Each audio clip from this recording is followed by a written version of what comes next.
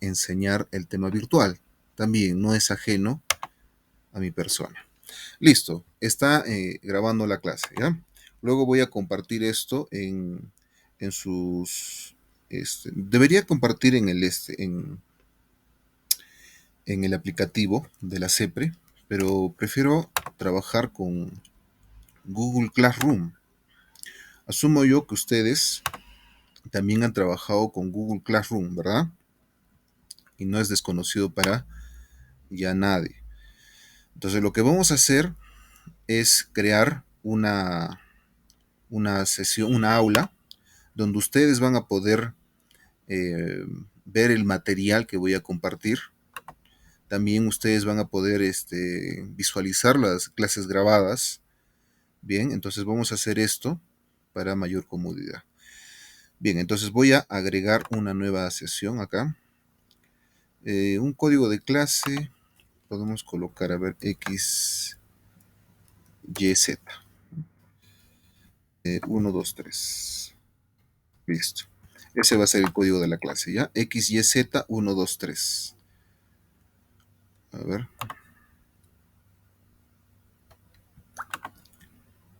¿Qué está pasando acá?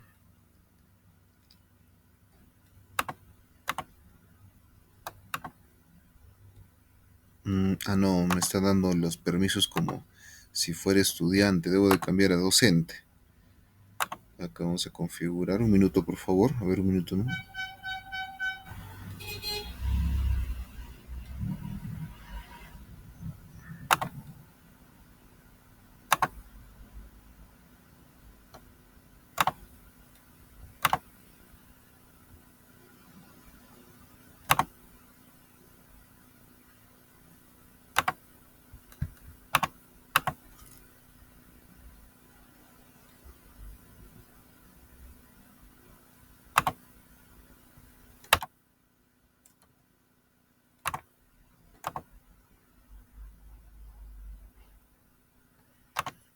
Tengo que cambiarle este. Ya, creo que me he equivocado.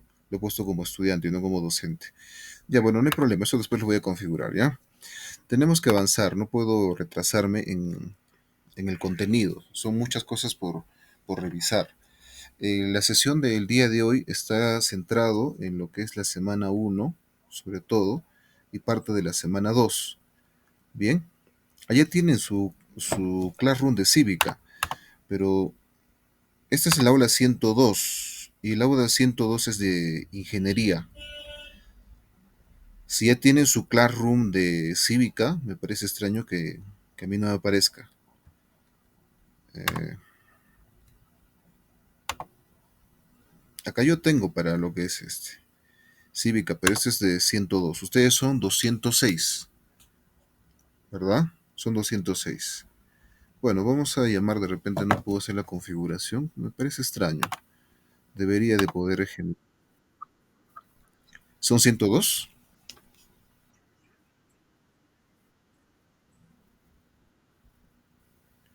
Y aquí 200. Ah, ya, ya, ya, ya, ya. Entonces yo me he equivocado acá, le he configurado mal. 206. 206 entonces es ingeniería, ¿no? Y ya no me está generando. Qué raro.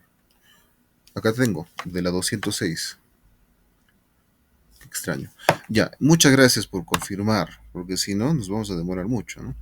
Bien, entonces voy a dejar el primer material que vamos a compartir el día de hoy y lo que vamos a avanzar. Y aquí también lo vamos a colgar lo que son las clases grabadas, ¿ya? Listo. A ver, entonces vamos a colgar primer material.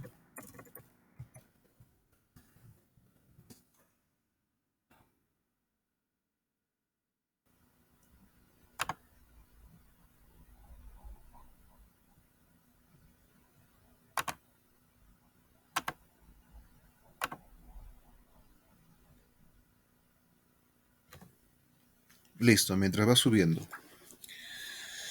Bueno, vamos desarrollando el concepto de lo que es cívica. Cívica es un curso que se lleva en lo que es la educación básica regular. Lo conocen como el nombre de cívica y ciudadanía, ¿no?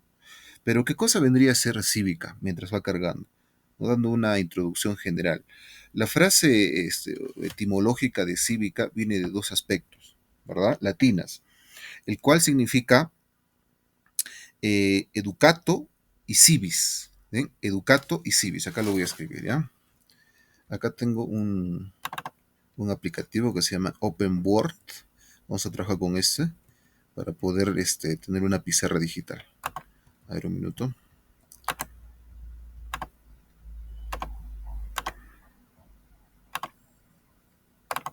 Compartimos todo.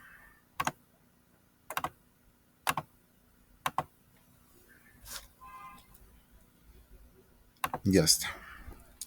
Bueno, lo que les estaba comentando, la palabra cívica representa la palabra etimológica educato y civis, ¿no? Educación cívica, podemos llamarlo así, ¿no? ¿Qué cosa significa educación cívica? Porque no solamente es cívica. Educato significa enseñar y civis significa ciudadano, ¿ya? Ciudadano. Entonces lo voy a escribir de la siguiente manera. Educato y civis. Significa educato, educación o enseñar, ¿no? Enseñar.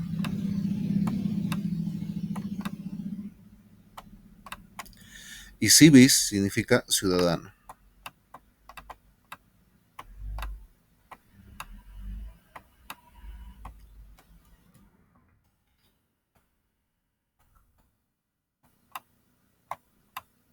Listo, ahí está. ¿Qué vamos a enseñarle al ciudadano? Bueno, la vida en común. Se va a enseñar, ¿no? La orientación de vivir en sociedad, educar a las personas para que comprendan el papel del ciudadano en el país, básicamente. Tú como individuo, como persona, tienes obligaciones y tienes derechos, ¿verdad? Yo como persona, como ciudadano, en este caso, dentro de un territorio que se llama Perú, ¿no? Que nosotros estamos dentro de un territorio, tenemos obligaciones y también tenemos derecho. Entonces, el concepto de lo que es educación cívica va a representar enseñar a la persona, ¿no? A vivir en un determinado país, asumiendo responsabilidades, derechos, ¿no? Sociales y políticos, y además fomentar el respeto por el Estado, el derecho y la constitución que rige. Entonces, estudiar educación cívica significa justamente eso, ¿no? Aprender a convivir, aprender a vivir en un determinado lugar. La educación cívica peruana no va a ser la misma que la educación cívica de Estados Unidos o de otros países de Latinoamérica o de Norteamérica. Cada uno tiene una estructura jurídica dentro de su constitución donde va a tener reglas distintas, ¿verdad? Haciéndoles un ejemplo, en lo que es países europeos, hay algunas reglas que nos parece algo absurdos para nosotros. Por ejemplo, dentro de la ley está prohibido masticar chicle en algunos países.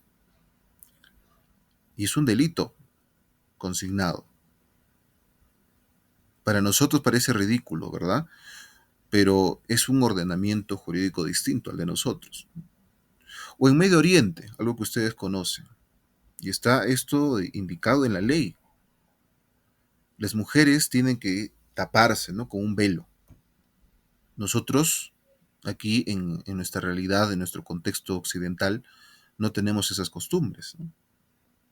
Y el derecho se basa en estas acciones, como estoy diciendo, el tema de costumbres, o también indicado el derecho consuetudinario, que se basa en el concepto de la costumbre. de la sociedad, cómo está trabajando dentro de un contexto. Si nosotros miramos un poco más en el tema interno, en nuestra realidad puneña, peruana,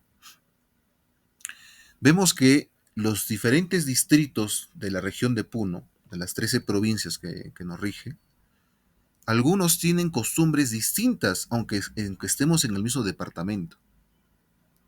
Por ejemplo, en Taquile, los varones cuando se casan tienen un color de gorro distinto y lo orientan a un lado posterior.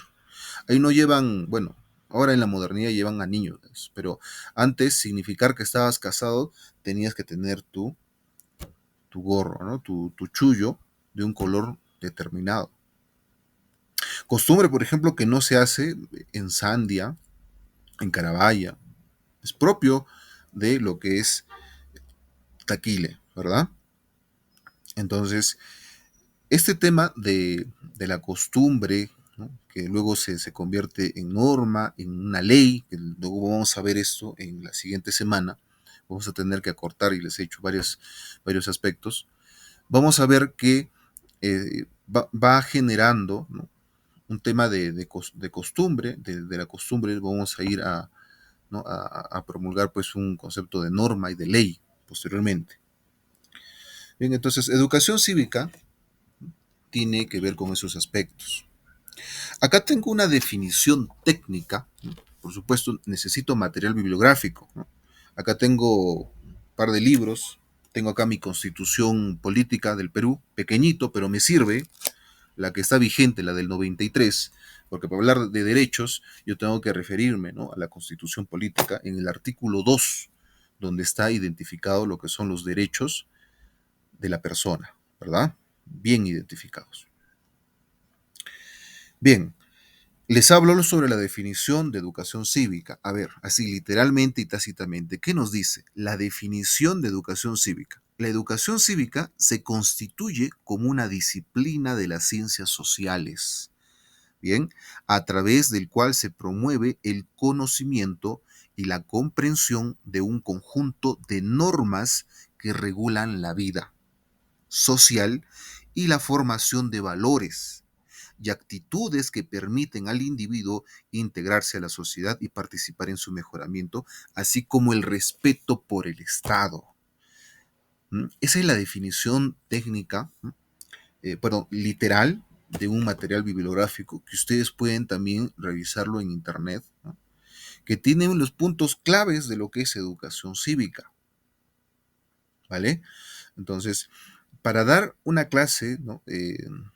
Ustedes tienen que conocer por el principio, ¿no? ¿Qué cosa es educación cívica? Bien, entonces, tomando en consideración, ¿no? Estos aspectos básicos, podemos pasar a nuestro tema, que vendría a ser los derechos, perdón, la persona humana y los derechos humanos, ¿vale? Vamos a entrar ahí. El presente material que estoy compartiendo, por favor, confirmen que se está escuchando todo, se ve toda la pantalla, ¿no? ¿Se ha visto mi pantalla, lo que he estado compartiendo, jóvenes? ¿Sí? Ah, ya, listo, perfecto. Me avisan, por favor, cualquier cosa, porque a veces siempre ocurre, pues, con el tema de conexión y todo lo demás. Bien, en todo caso, estoy compartiendo acá hasta el material, el material sobre lo que son derechos fundamentales. Bien, ahí está, para ustedes. Aquí también lo voy a colocar después la clase correspondiente. Primer material y primera clase voy a colocar. Ahí está grabándose. Bien, este es el material que vamos a desarrollar, a desmembrar. Va a ser voy a tratar de hacer los puntos más importantes y relevantes que ustedes necesitan conocer sobre el tema de la persona humana y los derechos que éste indica. Bien.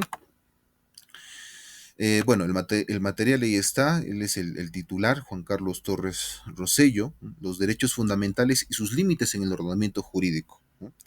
Esto lo ha trabajado de la Fiscalía Provincial Titular de Familia de la ciudad de Lima, ¿no? Su material que se ha generado para un evento, un curso correspondiente a los derechos humanos y los límites de su ordenamiento jurídico.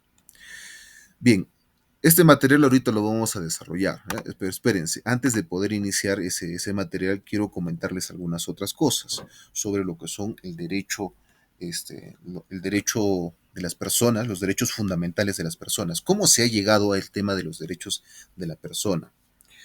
Para aquí tenemos que vernos a un contexto histórico.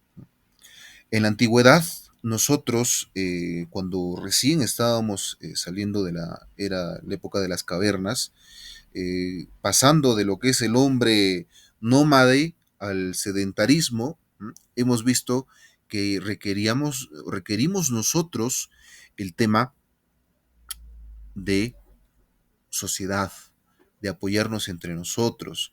Unos va a ser recolectores, otros va a ser cazadores, ¿no? Otros van a resguardar la casa.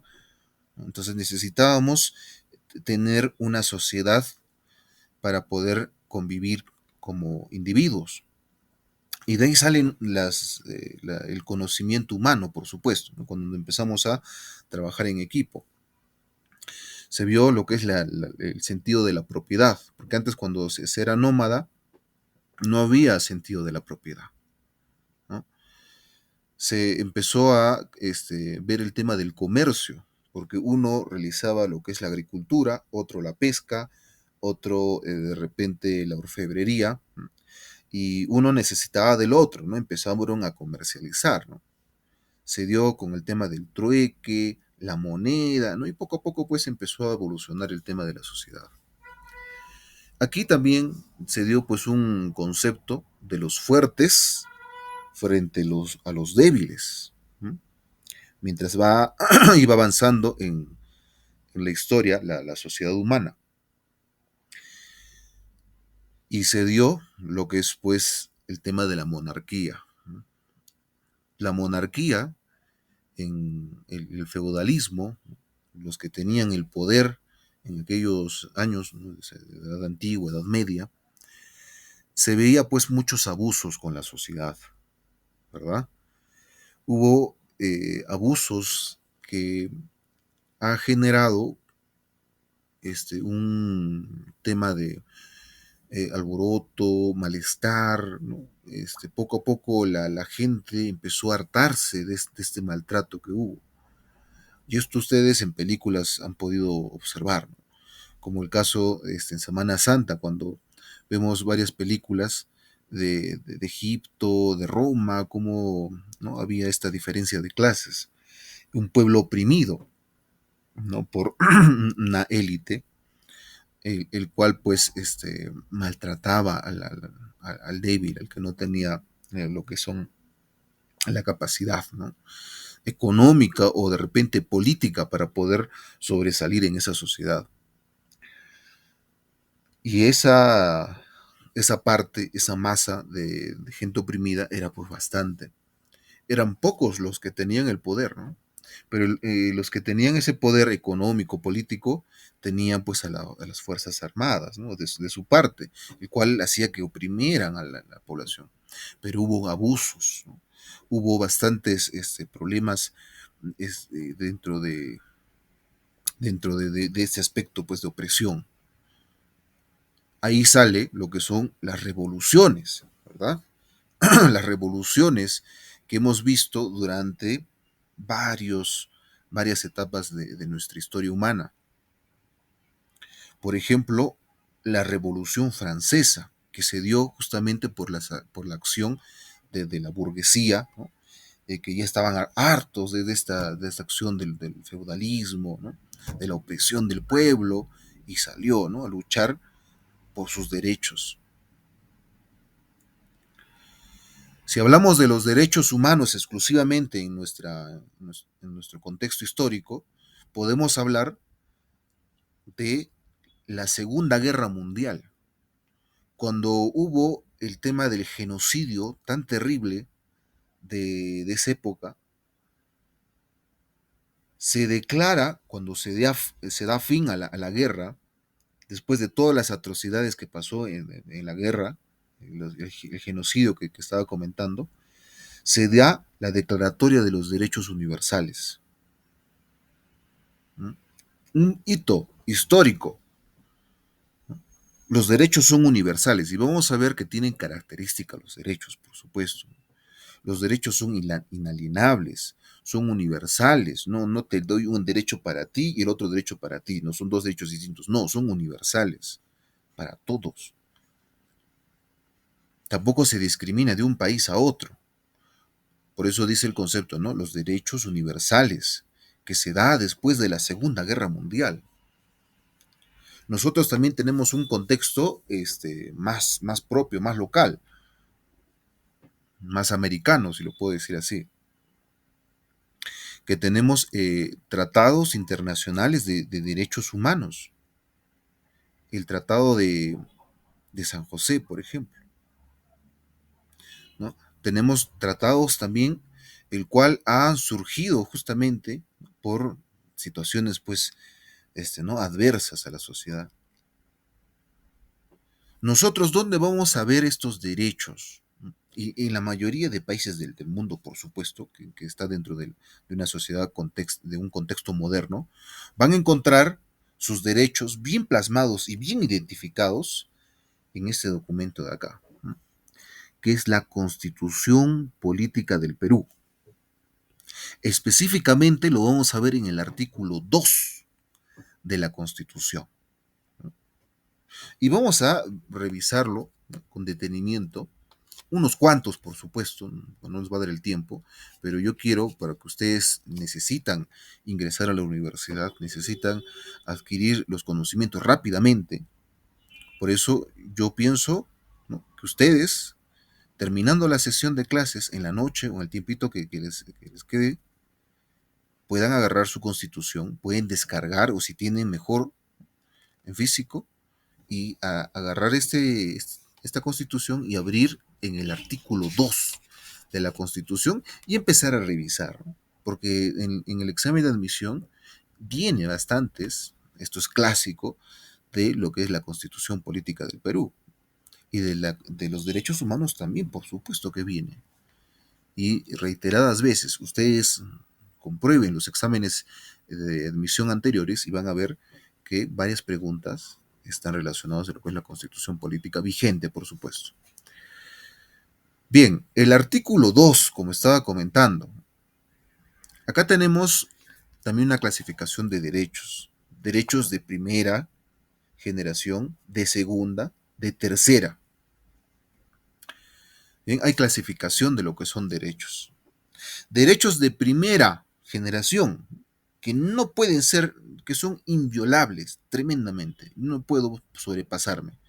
Ni aunque haya una situación de emergencia, puedo sobrepasar esta situación de derecho, de primera generación. Acá me estoy refiriendo, por ejemplo, el derecho a la vida.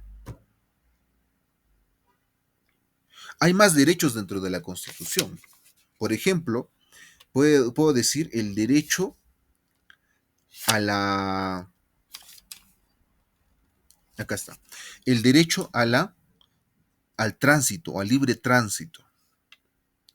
Podemos suspender algunos derechos porque el Estado lo indica así, pero otros no pueden ser suspendidos.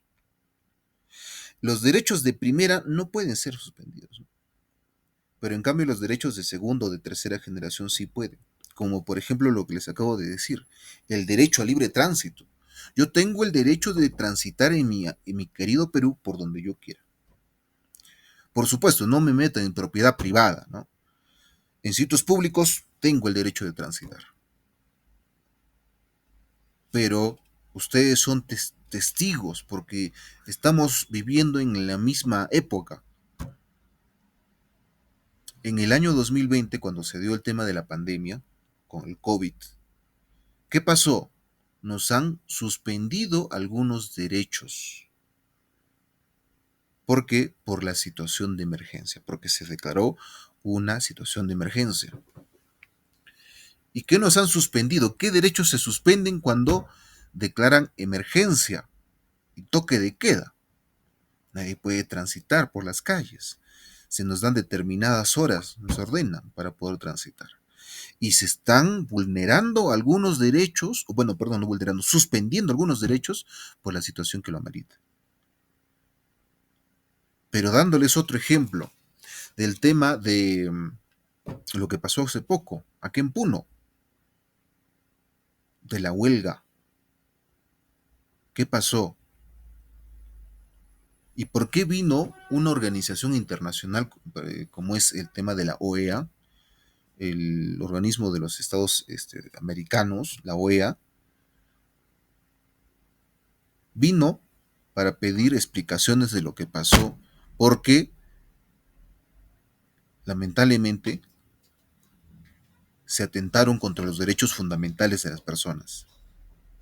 Un derecho de primera generación como es el derecho a la vida ha sido vulnerado en nuestro país. Y ustedes saben lo que pasó en el mes de enero, ¿verdad? En Juliaca y en la mayoría de departamentos del sur peruano, ¿verdad? Ustedes son testigos de estas situaciones. Entonces, por eso, organismos internacionales vinieron al Perú a pedir explicaciones. ¿Qué pasó? Se han vulnerado los derechos fundamentales de las personas y no pueden ser estas acciones. ¿Y saben por qué? Porque el Perú es parte firmante de tratados internacionales. Es firmante de la Declaratoria Universal de los Derechos Humanos. Esta es firmante de lo que es el Pacto de San José, que está referido al tema de los derechos humanos. Nosotros no podemos vulnerar estas acciones. No podemos hacer esto. Bueno, solo para comentarles, ¿cómo sería un derecho de tercera generación? Aquí en la Constitución nosotros lo tenemos, ¿no? Por ejemplo, el derecho de no prisión por deudas. Nadie puede ser detenido sino por mandamiento escrito y motivado del juez o por las autoridades policiales en caso de flagrancia delito. La flagrancia, cuando te agarran en el acto de cometido el delito, ¿no? Si te agarran así, te vas preso, pero si no hay una suposición del policía, te agarra y te mete preso, no puede hacer eso, ¿no? Es un derecho que tú tienes, derecho de segunda sería, ¿no? De segunda generación. Ustedes van a identificar de primera, de segunda y de tercera por el tema de la relevancia, ¿no? Y que atente contra la vida, la salud de la persona. La vida y la salud de la persona estén en la primera situación. Dentro de la segunda está pues la acción política, la acción social. De tercera vendría a ser pues algunas otras que no están incluidas dentro de la segunda, ¿no? Como el caso pues el tema de tránsito, ¿no? Y el tema de educación, por ejemplo.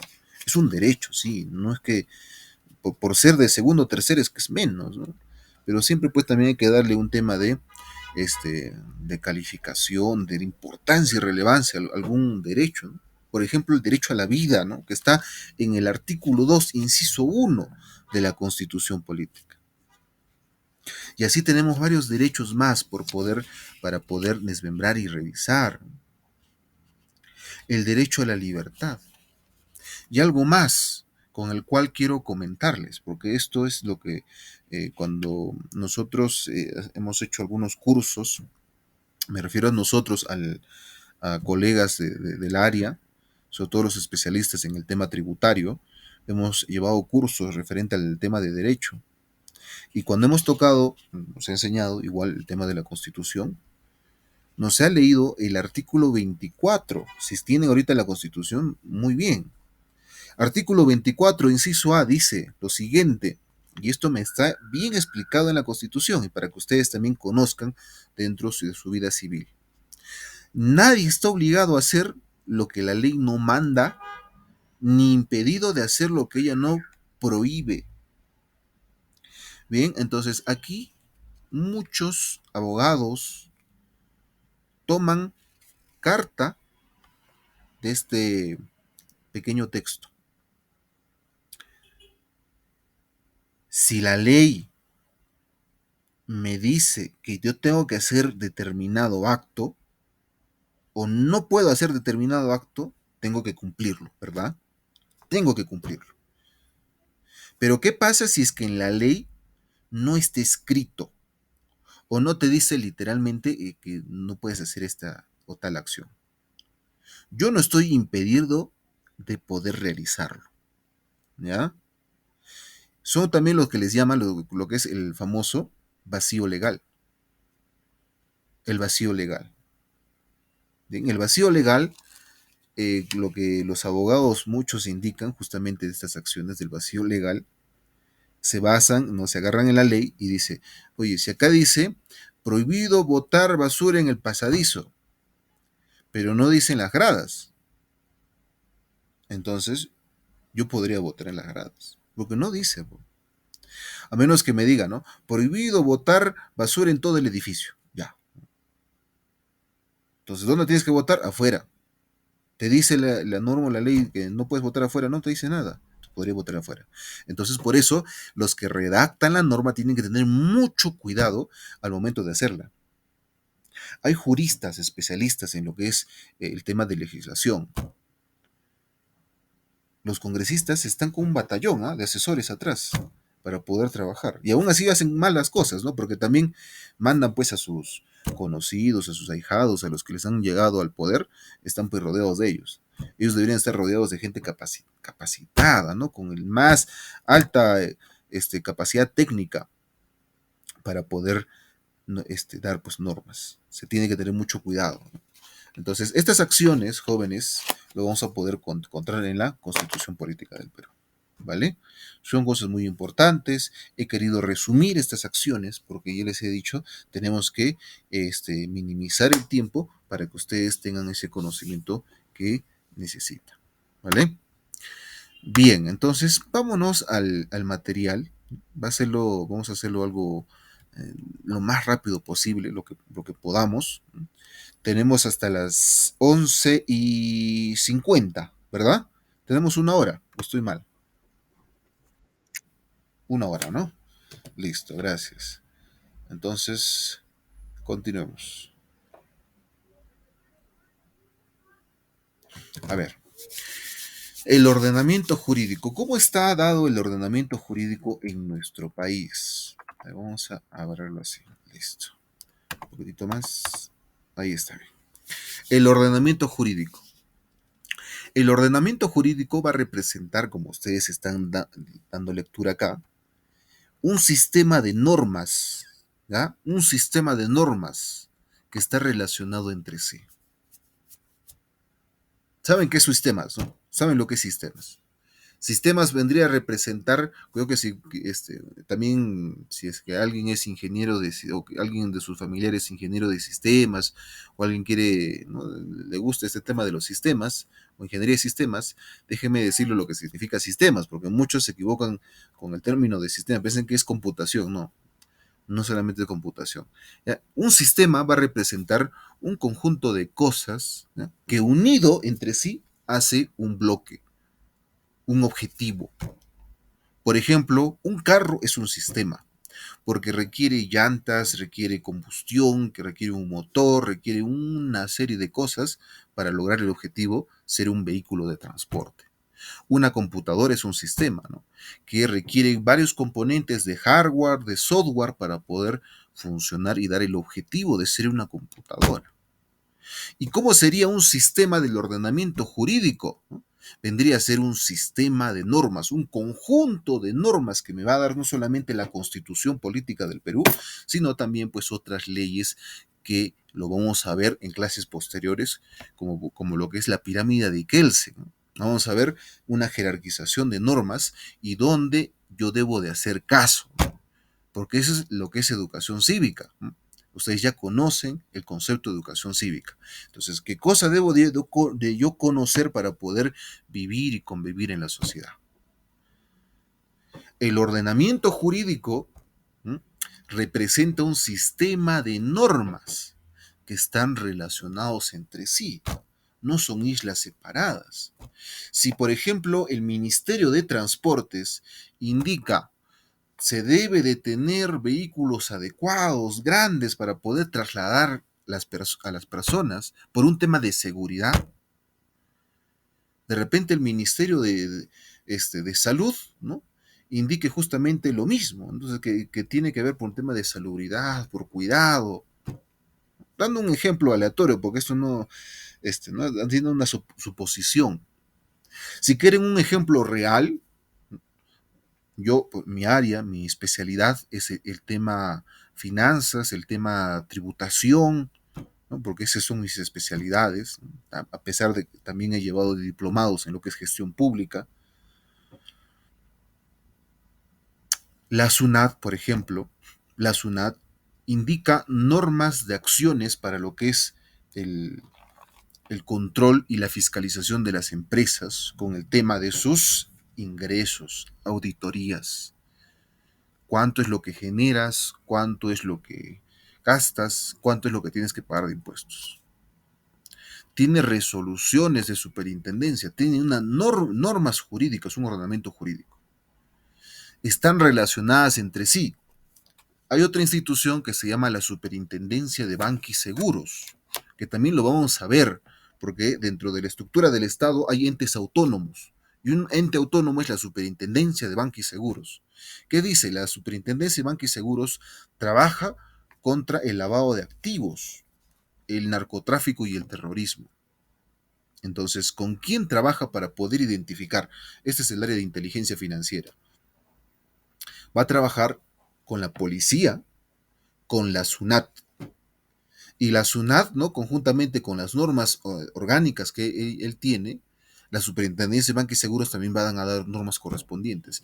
Y van a trabajar y van a relacionarse entre sí con el objetivo de que, de poder detectar el lavado de activos, poder encontrar el narcotráfico y terrorismo, ¿no? O el narcoterrorismo. Entonces, hay un conjunto, ¿no? de acciones, es un sistema complejo, grande, el cual pues requerimos conocer para poder hacer determinados actos o acciones. Está de modo armónico y va a responder una determinada lógica interna el cual nosotros queremos lograr. Queremos atacar lo que es el contrabando. Tenemos que trabajar conjuntamente, ¿no? Igual, una norma, un ordenamiento jurídico, porque en el Estado no se hace nada sin normas, no se hace nada sin ley, tiene que haber normas. Trabaja la SUNAT con la aduana, trabaja la policía, ¿no? Conjuntamente para poder este, atacar a lo que es el contrabando, por ejemplo. Y muchas acciones más, lo que nosotros requerimos dentro de una estructura jurídica. ¿Bien? ¿Qué cosa vamos a encontrar en el ordenamiento jurídico? Vamos a encontrar la Constitución política del Perú, las leyes, reglamentos y demás normas que existen. La semana que viene vamos a ver este tema de la pirámide de Kelsen, lo que les estaba comentando. Vamos a observar estas acciones. Nuestra Constitución política del Perú, ustedes ya saben dónde están los derechos fundamentales en el artículo 2, pero no solamente tenemos el artículo 2, ¿no? Tenemos más de 206 artículos correspondientes. Ahí está. 206 artículos correspondientes, no sé si se logra ver. 206 artículos, ¿no? Dentro de la Constitución. Y me habla por capítulos. Un capítulo sobre lo que son la persona humana, la sociedad, los derechos humanos. Hay un capítulo económico de la Constitución, ¿no? Un capítulo de lo que es el Estado peruano, también me habla. Y eso también lo que vamos a desarrollar y vamos a desmembrar en las clases posteriores. ¿Qué me dice el artículo 43 de la Constitución? Me dice, la República del Perú es democrática, social e independiente y soberana. Democrática, social, independiente y soberana. Son términos muy importantes para hablar dentro del tema de la educación cívica. Democracia, ¿por qué? Porque nosotros elegimos a nuestros representantes que van a estar en el gobierno, en el poder, para poder ejercer su ideario, programa o sus ideas políticas, ¿verdad?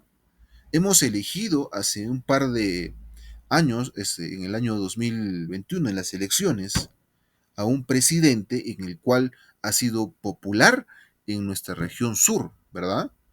Ampliamente en la región de Puno. Ha sido elegido para poder, esta persona, poder desarrollar su idea política. Esa idea política, el cual, pues lamentablemente, como hemos visto, no se ha dado, no se ha ejecutado, ¿no? Pero el concepto de democracia es eso, ¿no? Poder nosotros tener un representante, ¿no? El cual tiene ideas concretas, ¿no? De que nos beneficia a varias personas de nosotros y hacemos nuestro voto para que pueda irse al poder y poder trabajar, ¿no? Es independiente la república es independiente, social e independiente y soberano. Antiguamente en el virreinato sí éramos colonia, no tenemos independencia, no éramos soberanos. Si nosotros decíamos vamos a hacer una ley peruana para poder extraer nuestros minerales, la corona española decían, espérense, nosotros somos los que vamos a autorizar esto. Ustedes tienen una buena idea, pero si nosotros no queremos, no hacen. No éramos independientes, no tenemos soberanía, no podemos decidir de esas acciones. Entonces, el Estado, ¿no? El Estado, y eso por supuesto que vamos a también desarrollar en clases venideras. ¿Qué cosa es Estado? Bien, pero bueno, parte por parte, ¿no? Vamos a llegar a eso de aquí en unas semanas. El Estado, mis estimados, vendría a representar, ¿no? Que es uno e indivisible. Y aquí ya les voy dando algunos datitos que vamos a ver las semanas que vienen. Nosotros, como Estado peruano, es uno e indivisible, pero no es el único tipo de Estado que existe a nivel mundial. Hay tipos de Estado, como por ejemplo un Estado monárquico o los Estados federados o Estados federales. Ustedes conocen ampliamente lo que es la cultura norteamericana, porque consumimos bastante material de Norteamérica, sobre todo Estados Unidos, ¿no? Y ustedes conocen, yo estoy seguro que conocen, que en los estados, por eso dice con S, ¿no? Estados Unidos tienen varios estados, y no solamente es uno como en Perú, tiene, ¿no? Varios estados en el cual cada estado tiene autonomía política, económica, social, da leyes dentro que rigen dentro de su estado. Un claro ejemplo de esto, para hacerles recordar, es que, por ejemplo, en los Estados Unidos, un estado puede generar una ley para que puedan contraer matrimonio la comunidad LGTB, ¿no? Pueden contraer matrimonio. Saben lo que es LGTB, ¿no? Eso que ustedes conocen. ¿Cuáles eran las siglas? Lesbiano, ¿no? Lesbiana, gay, no sé, bueno, son varias siglas, la comunidad LGTB, ¿no? Lo que me estoy refiriendo, que puedan casarse entre el mismo sexo, o bueno, dentro de ellos lo que ellos piensan, ¿no?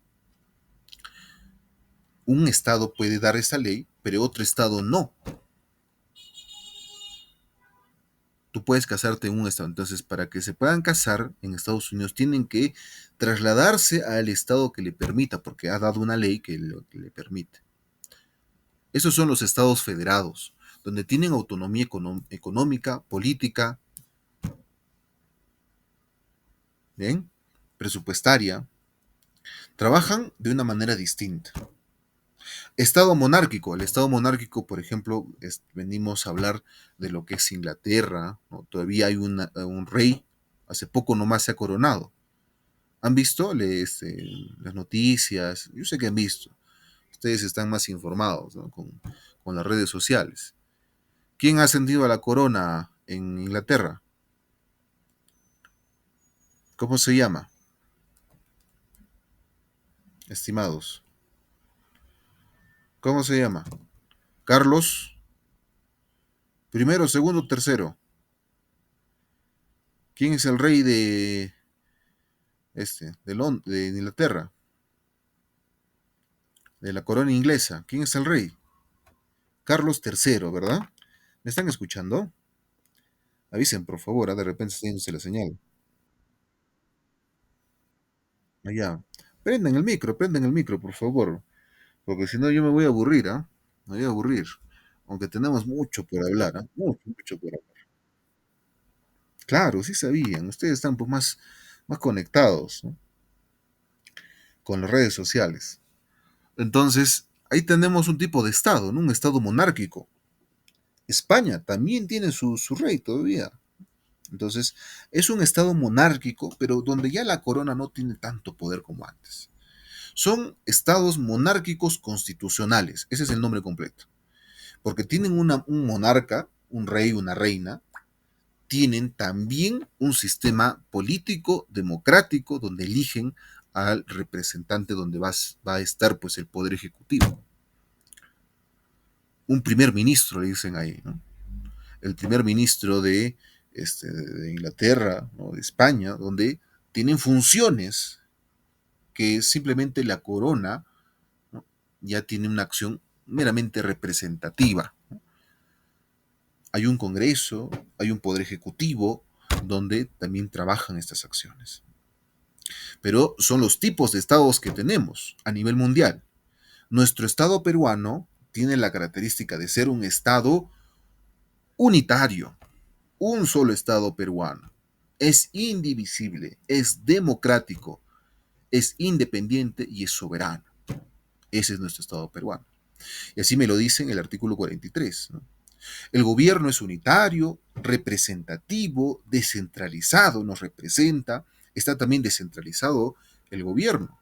Por eso tenemos la descentralización, gobierno central, gobiernos regionales y gobiernos locales, que también vamos a llegar a ese tema. Bien, y está también identificado porque hay separación de poderes. ¿Cuáles son los poderes del Estado? Y ustedes ya conocen eso, ¿no? Desde el colegio. Y vamos a aprender también. ¿Cuáles son los tres poderes del Estado? A ver, prenda micro, por favor. Yo sé que esta clase es muy acelerada porque no podemos dejar tareas, no podemos, no sé, dejar algunas prácticas. Yo lo sé porque el tiempo es corto y ustedes requieren adquirir una gran cantidad de información para poder lograr ese ingreso, ¿no? Tan deseado que ustedes quieran. ¿Cuáles son los tres poderes del Estado? Prendan, Poder Ejecutivo, Judicial y Legislativo. Muchas gracias. Prendan el micro. Manera de hablar también significa que están atentos, ¿no? Estos tres poderes del Estado significan un tema de balanza de poder. Porque si nosotros le diéramos el poder a un solo ente del gobierno, estaríamos frente a un gobierno autoritario, ¿no? Por ejemplo, en el caso de, de la década de los 70, de los 60, donde hubo gobiernos golpistas, ¿no? Y donde ya no funcionaba el poder judicial, o sea, estaba solamente de figura, ¿no? Había pues un gobierno militar, porque se nos caracteriza por un gobierno militarizado, ¿no? Los gobiernos militares que nos han trascendido han sido pues gobiernos que muchos de ellos han sido pues autoritarios. Ellos han tenido el poder completo. El Congreso igual no tenía tanta representatividad. Entonces es muy peligroso darle el poder a un solo ente, porque si le diéramos esto, se convertiría, ¿no? En un tema ¿no? De la realeza. Ellos quieren convertirse en eso. No tenemos rey, no tenemos reina, no debemos a un solo ente poderoso. Hay una separación de poderes, por supuesto, ¿no? Así está nuestro país. Tenemos un artículo 89 que nos habla exclusivamente de lo que son las comunidades campesinas, las nativas que existen, que tienen una existencia legal y son protegidas, ¿ah? Por nuestra Constitución. Las comunidades campesinas, nativas, indígenas, tienen una estructura legal también, ¿no? Son personas jurídicas. El Estado representa la identidad cultural de las comunidades campesinas y nativas. Por eso tenemos programas de revaloración de lo que son nuestra cultura. Hay presupuesto en el Estado para poder desarrollar este aspecto. Y nosotros nos debemos sentir orgullosos de nuestro legado cultural. ser identificados, que tenemos esa rica cultura, no solamente nosotros, ¿no? De Puno. Nunca bajar la cabeza, ¿no? Tenemos pues identidad cultural, la constitución me avala. ¿Y qué pasa si alguien, ¿no? El clásico caso de un limeño, ¿no? Cuando nosotros vamos a Lima, a nuestra capital, y no nos dejan entrar a un determinado lugar, porque nos ven de repente con otra vestimenta? Esto de aquí está también en la Constitución. Está en el artículo 2. Yo no puedo ser discriminado por raza, sexo, ideología. Si lo hacen, están yendo en contra de la Constitución. Y es un delito. Y ustedes van a ver que dentro de nuestra Constitución Política del Perú, si yo hago contrario a lo que me dicen los derechos, todos ellos se convierten en delito y donde te puedes ir a la cárcel. ¿Ya? Si me dice, yo tengo derecho, ¿no?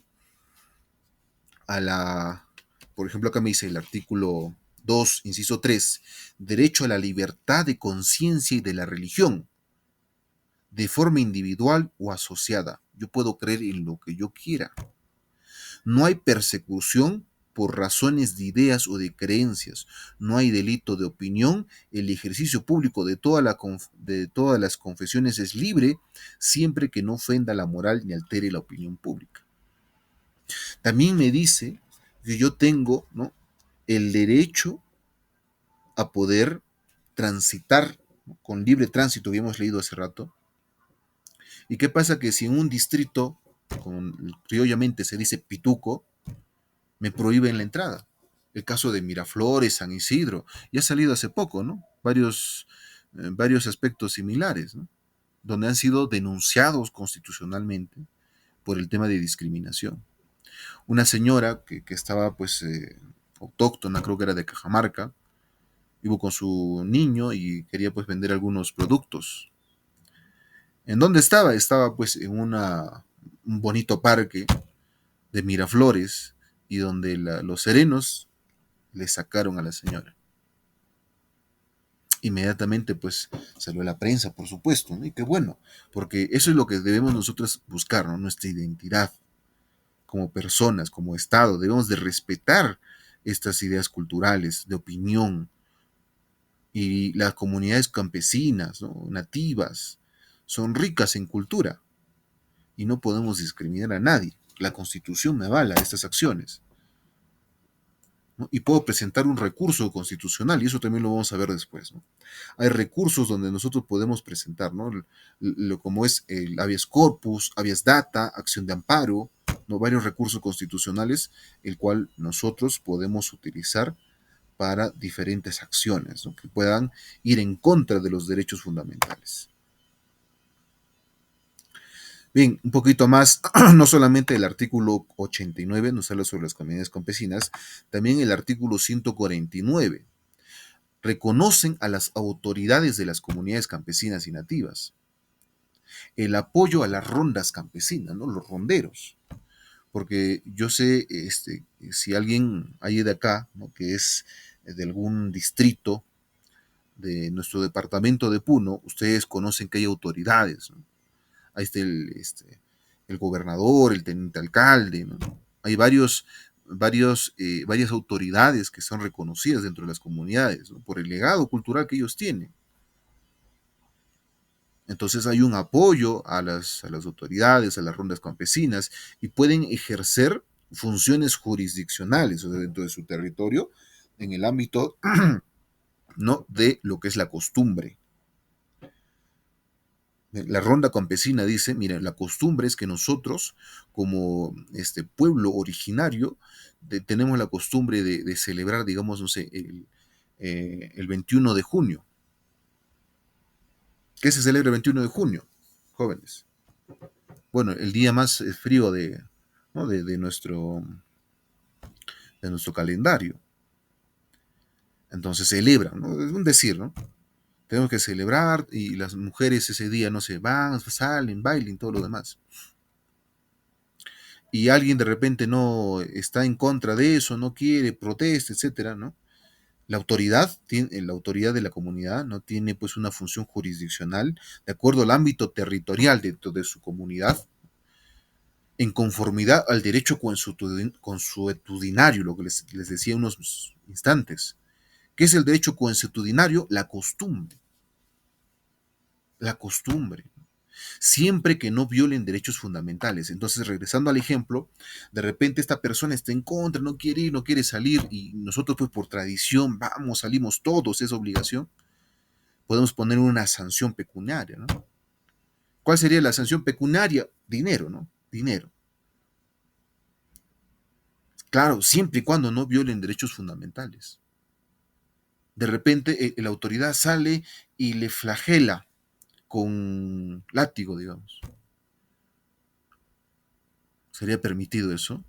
Es un derecho, ¿no? No es permitido eso. O de repente de tanto maltrato fallece.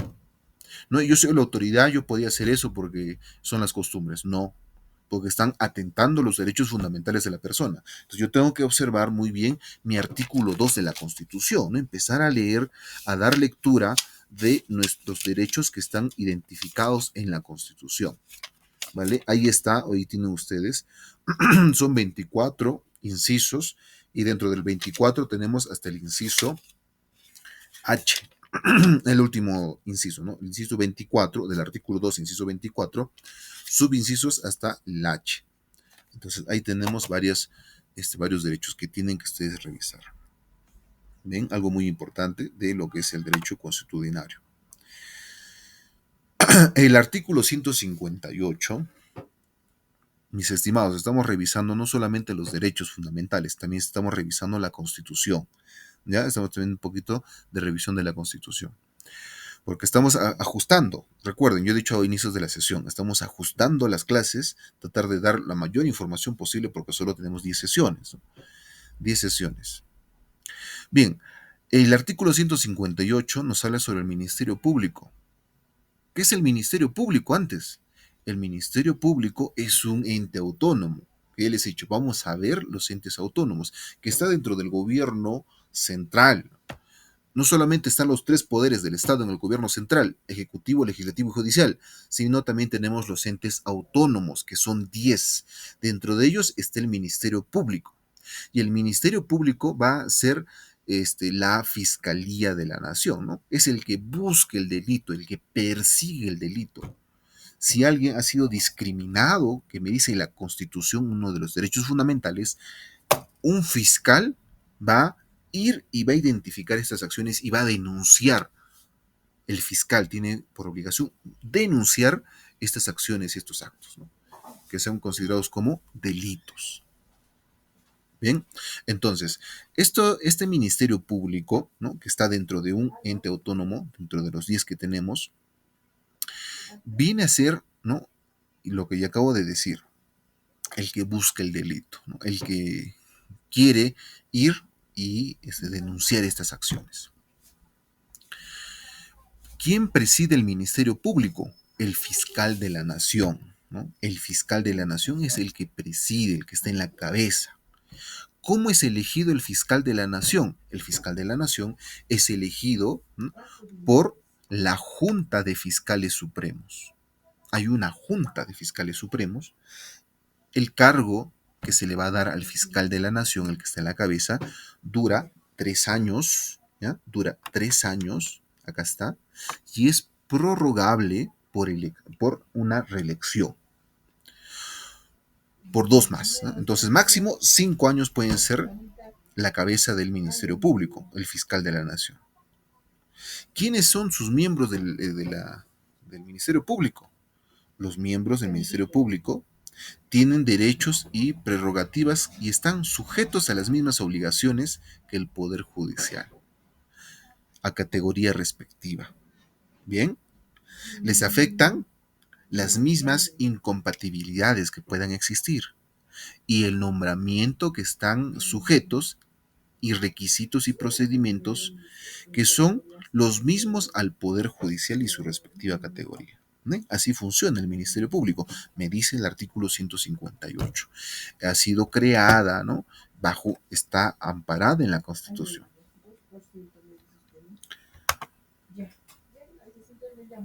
Bien, como decía, el Ministerio Público, a través de la Fiscalía, promueve de oficio o a petición. ¿Cómo es de oficio? Es cuando solito camina, ¿no? Solito hace el Ministerio Público, ¿no? De oficio. Nadie le pide. Él ve, observa el delito y va y procede. O también a petición. Yo puedo decirle, fiscal, me han vulnerado mis derechos. O de repente, dentro del Código Penal hay una identificación, ¿no? De un delito específico y yo voy a petición donde el fiscal para interponer una acción judicial, ¿no? Por supuesto, en la defensa de mi legalidad e intereses públicos que puedan ser tutelados por el derecho. Así trabaja el Ministerio Público.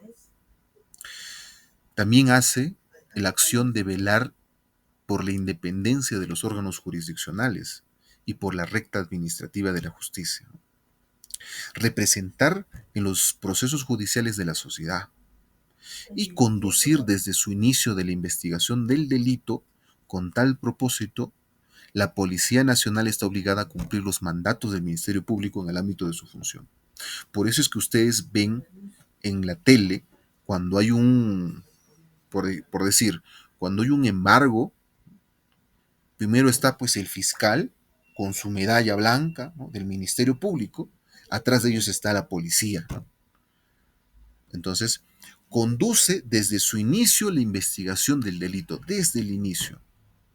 Y la Policía Nacional del Perú, la PNP, está obligada a cumplir mandatos del Ministerio Público en el ámbito de su función. Eso siempre esperan al Ministerio Público acciones que no pueda ocurrir en la escena del delito. O hay un asesinato, por decir, ¿no? El policía tiene la obligación de comunicarse y llamarse inmediatamente con el Ministerio Público, ¿no? Y venir un fiscal para constatar el hecho.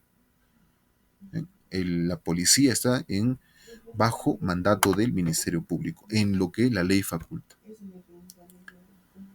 ¿Qué más hace? Dice, ejercita la acción penal de oficio a petición de parte, emite el dictamen previo de resoluciones judiciales, ejerce iniciativa de formación de leyes y dar cuenta al Congreso. ¿Bien? Hay un convenio sobre lo que son el 169 sobre pueblos indígenas. Para comentarles un poquito más. Los pueblos indígenas triviales, dice acá, de acuerdo a este convenio 169, hay una resolución legislativa y una ley, que esto ya es fuera de la, ¿no?, Constitución, dice, deberán gozar plenamente de los derechos humanos y libertades fundamentales, sin obstáculos ni discriminación. Esto creo que ya entra a colación por razonamiento propio. Acabo de decir que los derechos son fundamentales, universales, ¿verdad?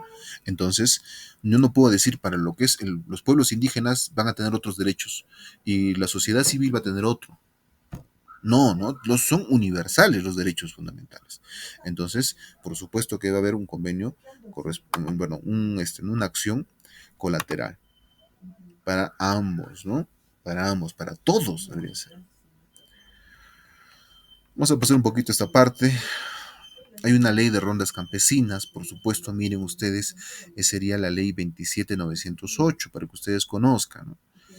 ¿Qué cosa dice esta ley? La ley reconoce las rondas campesinas como forma autónoma y democrática de una organización comunal.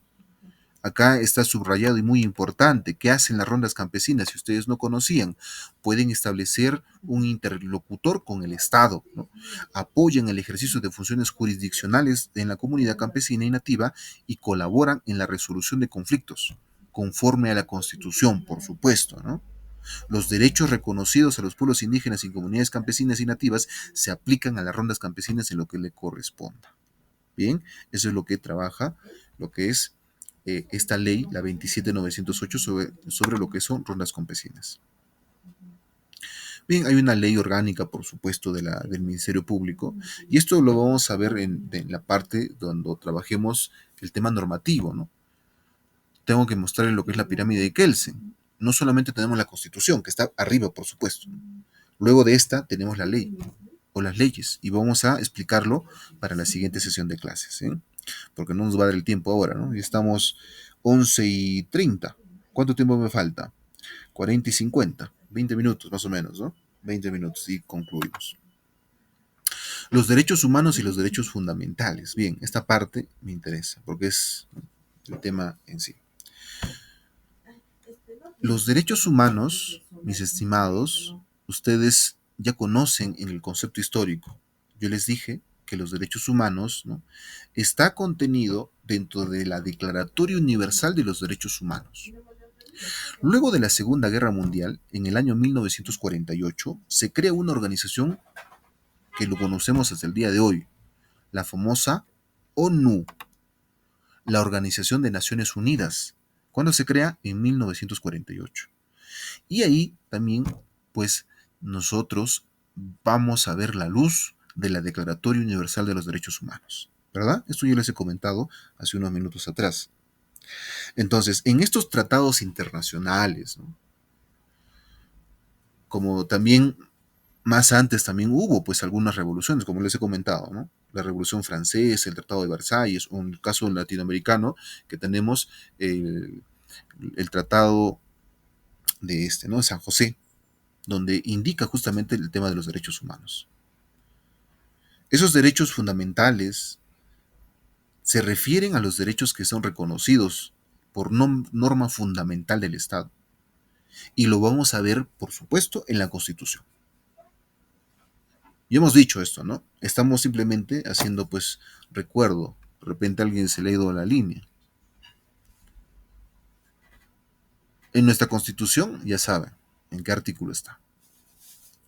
La evolución de los derechos humanos, como ya les he comentado, tenemos derechos de primera generación, de segunda generación y de tercera generación.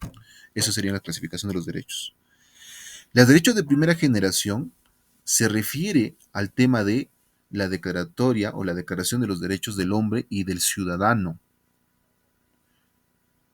Les he leído el inciso 1 del artículo 2 de la Constitución, que me decía, es un derecho de primera generación, que dice, toda persona, ¿no?, tiene derecho a la vida, a su identidad, a su integridad moral, psíquica y física, y su libre desarrollo del bienestar. Así me dice mi inciso 1 del artículo 2. Por supuesto, estas declaratorias de lo que son los derechos del hombre y del ciudadano, derechos de primera generación, se ha adoptado en el año 1789. Así he visto nacer esos derechos de primera generación. ¿Dónde y cuándo se ha visto? En la Revolución Francesa. Y también les he comentado, ¿no?, por la opresión de la burguesía de aquel momento, la gente estaba pues presionada, oprimida, y ha habido la revolución, ¿no?, de la burguesía. En 1789 se da esa Revolución Francesa, y donde se enuncia que los hombres nacen y permanecen libres e iguales en los derechos, y atribuye soberanía a la nación, por supuesto. Se funda el poder en la mayoría y proclama la propiedad como derecho inviolable y sagrado. La propiedad es otra acción de derecho de primera generación. No solamente la vida, la identidad, también la propiedad, ¿no? Es un derecho inviolable y sagrado, por supuesto. De la misma manera, nuestra constitución política, ¿verdad?, reconoce, incorpora la Declaratoria Universal de estos primeros derechos que se han desarrollado allá por los años 1789 en la Revolución Francesa. Estos son los derechos de primera generación. Bien, a la vida, a la propiedad. ¿Qué más hemos visto? Todos los hombres somos libres e iguales a la igualdad ante la ley. No hay esclavitud. Libres, libertades. Derechos de primera generación. Los derechos de segunda generación Acá estamos viendo. ¿Cuándo surgen? ¿Cuándo nace estos derechos de segunda generación? Nacen ya por el siglo XIX, ¿ya? Por el siglo XIX. Como producto de los conflictos sociales y la lucha emprendida por los trabajadores. También, ¿no? Otra lucha, otra revolución ha sido la encargada de dar pues este derecho de segunda generación. Incluye ahí el derecho al trabajo, el derecho a la sindicalización, el derecho a la salud, el derecho a la seguridad social, ¿ya? Esos son los derechos de segunda generación. También se están considerados como dentro de los derechos económicos y sociales. ¿Bien? Los derechos económicos y sociales. Podemos hablar de lo que son derechos de segunda generación. Los derechos de tercera generación. ¿Cuándo surgen estos derechos de tercera generación? Ya va un poquito, ¿no? Perdiendo un poco de relevancia, no perdiendo relevancia, sino viendo esta acción de una clasificación de mis derechos, ¿no? ¿Cuáles son? No pueden ser suspendidos, ni aunque pase una situación catastrófica, ¿no? Como yo les he dicho, el ejemplo de la pandemia. Algunos derechos pueden ser suspendidos, como por ejemplo el derecho al libre tránsito, por el tema de, este, se me dio el nombre, por todo el toque de queda, ¿no?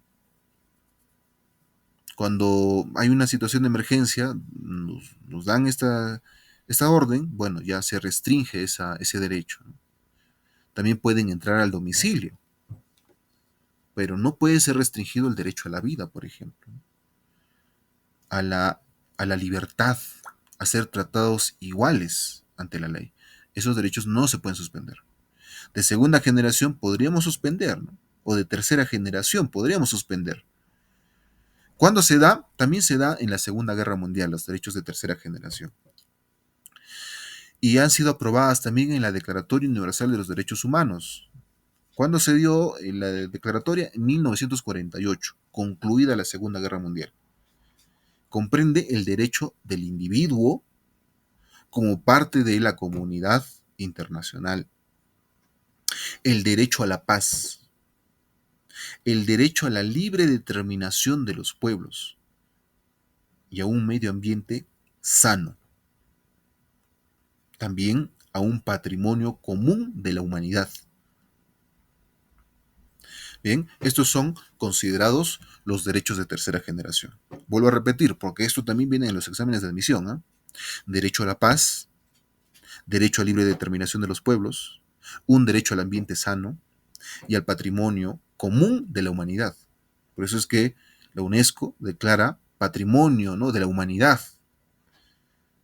¿Cuál tenemos en Perú? Tenemos varios, ¿no?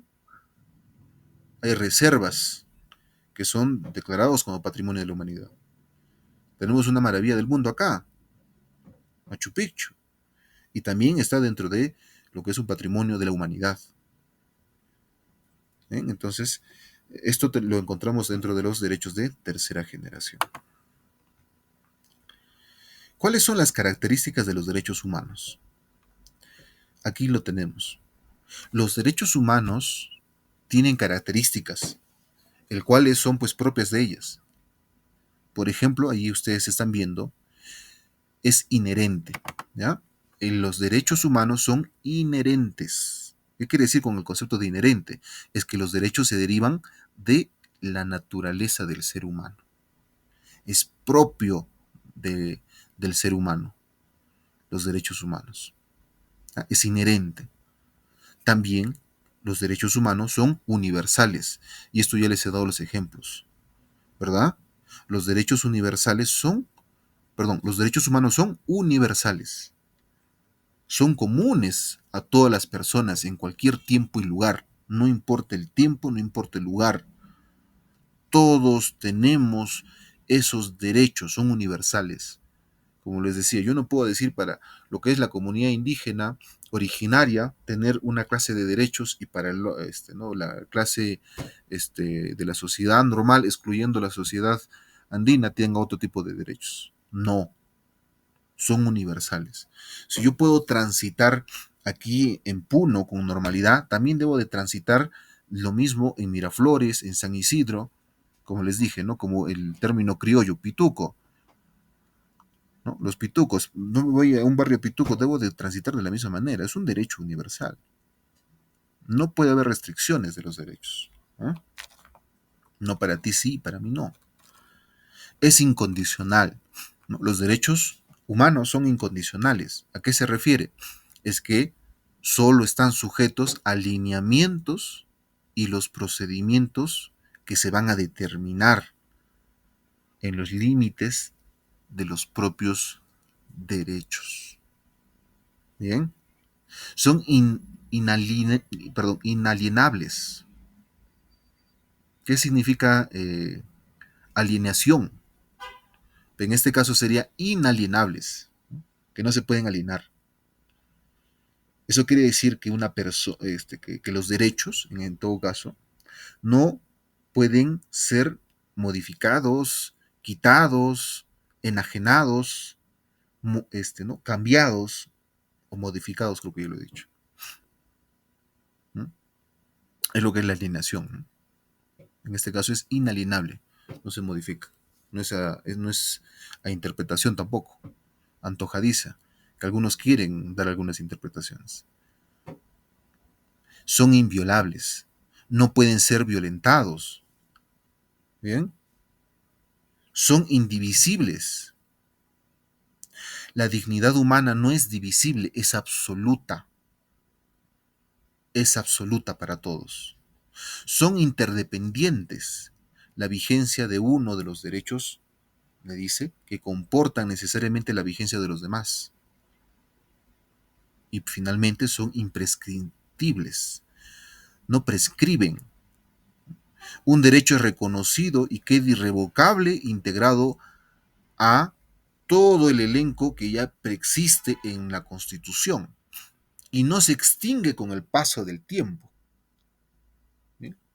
No es que este derecho ya dejó de ser y ya no voy a tener derecho a la educación, ya no voy a tener derecho al libre tránsito, ya no voy a tener derecho a la vida. No, no son prescriptibles, ¿no? Son imprescriptibles, no tienen un tema de tiempo. ¿Cuáles son los procesos constitucionales? Y aquí vamos a ver esto, por supuesto, con más detenimiento, clases futuras. Vamos a hablar sobre lo que son garantías constitucionales. Pero ahí ya tienen ustedes la lista para que vayan ustedes viendo, vayan revisando, vayan leyendo, porque ustedes están contra el tiempo. Tienen 10 semanas para poder prepararse todo lo que puedan, ¿no? Para poder ingresar. Y seguro acá varios son de medicina, varios son de odontología, de enfermería, y requieren pues un alto grado de tiempo, de concentración, ¿no? De información para poder lograr ese ingreso. Ahí tienen el material, por favor, vayan revisando. Ya nos estamos adelantando un poquito. Vamos a llegar a ese tema, por supuesto, dando más ampliación, pero tienen las garantías constitucionales, ahí está.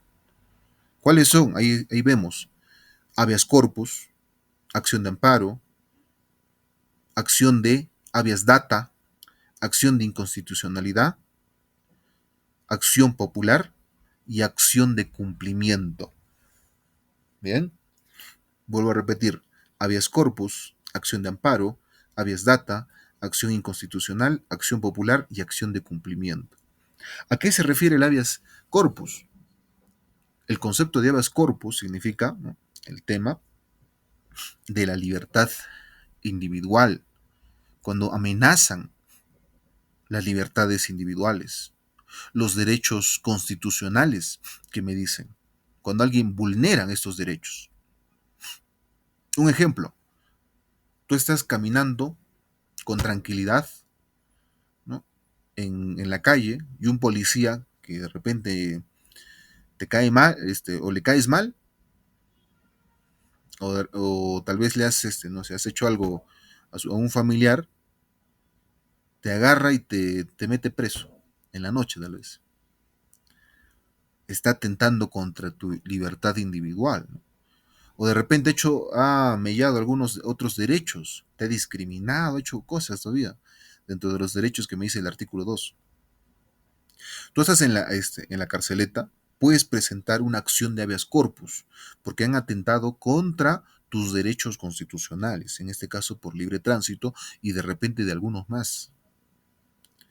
Bien, para esto tenemos una garantía constitucional que es muy conocido, que es la acción de habeas corpus.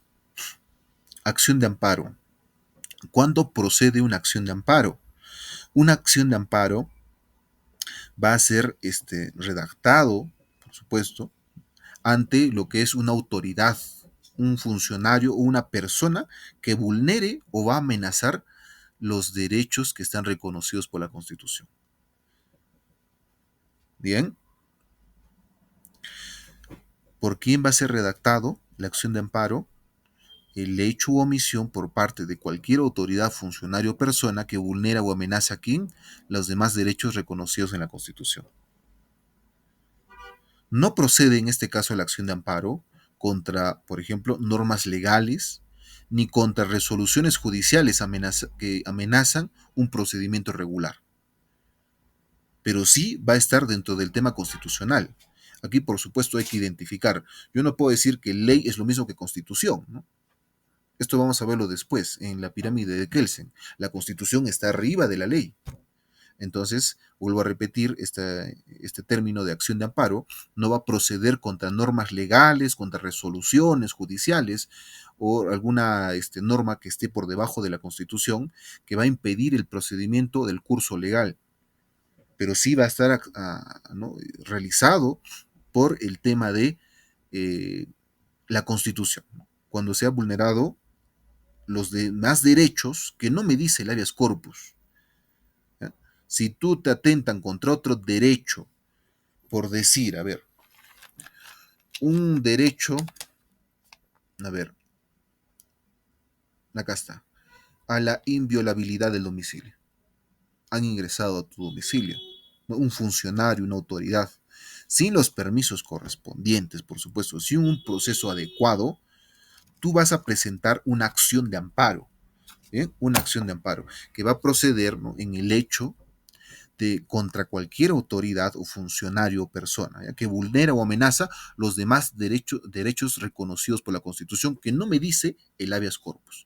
¿Y qué cosa era el habeas corpus? ¿No? Cuando amenazaban la libertad individual de la persona. Entonces, si vemos algunos otros derechos, ¿no? Que no estén conexos a la libertad que yo tengo dentro de la Constitución, ¿qué derechos están conexos a la libertad? ¿No?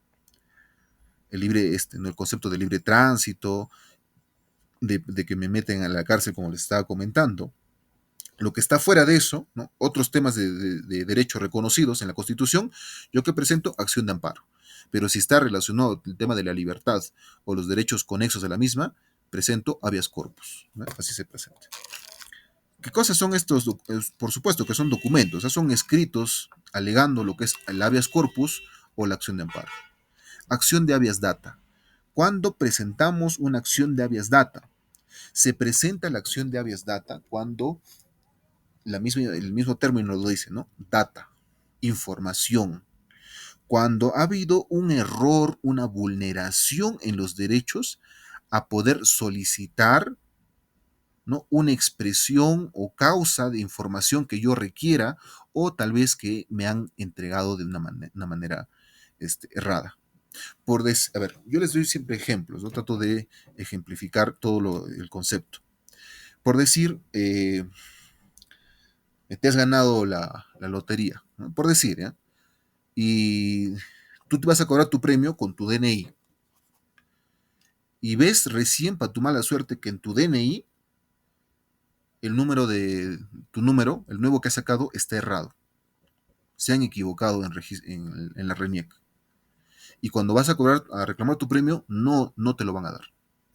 ¿Por qué? Porque hubo un error de parte de la RENIEC de haber emitido tu DNI. Y no procede el premio por sus requisitos burocráticos. Entonces vas a presentar, por supuesto, ¿no? Una acción de habeas data. Otro ejemplo, el tema de los RQ, ¿no? Los requisitoriados por por algún delito, ¿no? Están buscados. Y acá tenemos los famosos homónimos, ¿no? Los que tienen pues igual nombre y apellido.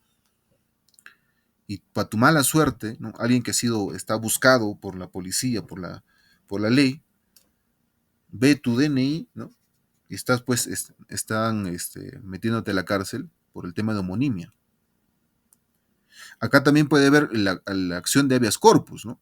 Derecho a la libertad, pero puede ser, ¿no? Que ha habido un error de parte de la RENIEC y te haya puesto, pues, no sé, el mismo nombre, ¿no? Aunque hay homonimia, por supuesto, no sé si estoy dando bien el ejemplo, pero puede ser que la acción, ¿no? de meterte preso ha sido por el tema del DNI. Y tú te llamabas, bueno, igual, pero tenías una coma o tenía una tilde, tu nombre, y del otro no. Entonces una acción de habeas data. Y la RENIEC ha sido errado su entrega de su documento y te han puesto con la tilde también a ti. Un error. Y podemos ejemplificar varias acciones, ¿no? De acción de habeas data, pero está relacionado con esto, ¿no? Con solicitar información que generalmente pues, ha sido errado. Acción de inconstitucionalidad, acción popular y acción de cumplimiento. ¿Cuáles son estas tres? Con esto acabamos, ¿ya? Porque ya estoy viendo que es hora. Se pasa rápido, ¿no? Se pasa muy rápido. ¿Qué cosa es la acción de inconstitucionalidad? Esta acción constitucional, que se llama acción de inconstitucionalidad, va a proceder contra las normas que tiene rango de ley. ¿Bien? Aquí más bien podemos irnos a lo que son rango de ley. Ya dije, según la pirámide de Kelsen, la jerarquización de las normas, la Constitución está arriba, ¿no? En el pico. Abajo de ella está la ley. Entonces yo presento una acción de inconstitucionalidad cuando una ley o por debajo, ley, decreto de urgencia, tratados, reglamentos, normas, ¿no? De carácter de ordenanzas municipales por debajo de la Constitución, que contravengan a la Constitución, sea de forma o sea de fondo. Y esto pasa. Me saca una ordenanza municipal el cual me dice prohibido pasar no sé, menores de edad a la plaza de armas. Me puede prohibir la municipalidad de Puno con una ordenanza municipal que yo pueda llevar a mi, digamos, a mi menor hijo a pasear al parque o la plaza de armas. No puede, ¿no? No puede, porque estaría contraviniendo un derecho constitucional que yo tengo. Entonces, ¿qué presentan cuando una norma, ¿no? que está por debajo de la Constitución, que contravenga a la misma, se presenta una acción de inconstitucionalidad, que no está pues de acuerdo a la Constitución? La siguiente, acción popular. ¿Qué cosa es una acción popular? La acción popular va a proceder por infracción de la Constitución y de la ley. ¿No? Ha habido una infracción a la Constitución y también a la ley contra los reglamentos, normas administrativas, resoluciones de decreto de carácter general que vendrían a considerarse la forma de accionar, por eso dice acción, acción popular. Cuando yo voy a ver una ley, en la mayoría de los casos tenemos un reglamento de la ley. ¿Qué cosa es un reglamento de la ley? El reglamento de la ley es la forma de ejecución de la ley, cómo se va a dar los pasos a seguir. Bien, por decir, el Congreso saca una ley de que se le va a dar un bono a los policías y el Ejecutivo va a decir en qué momento, quién está encargado de dar ese bono, de dónde, ¿no? Cómo se va a dar, en qué proceso, en qué procedimiento, en qué etapa se va a entregar esos bonos, por decir un ejemplo, ¿no? Es la ejecución. Entonces yo presento una acción popular cuando yo veo un reglamento, una norma, resoluciones, decreto de carácter general que me va a decir la manera de ejecución de esa ley de la Constitución o de la ley está errada o no debería darse así. Por eso dije, procede por una infracción. Bien, y finalmente la acción de cumplimiento. ¿Cuándo procede una acción de cumplimiento? Una garantía constitucional. Procede con cualquier autoridad o funcionario. ¿Ya? Una autoridad o funcionario que no quiera acatar una norma legal o acto administrativo. Por decir, yo me voy a transportes y quiero sacar mi brevete y he pagado he pagado mi tasa, he hecho el examen y no me quería dar el brevete. De repente le caigo mal, ¿no? Entonces, es un funcionario, es una autoridad, ¿no? Por lo tanto, yo voy a presentar mi acción de amparo contra esta persona porque no quiere acatar una norma legal que está pues establecido. Una norma legal o acto administrativo que éste se rehúse a hacer. Que se presenta acción de amparo frente a lo que es una autoridad o funcionario. Listo, estimados. 11:59 de la tarde. Estoy dejando de grabar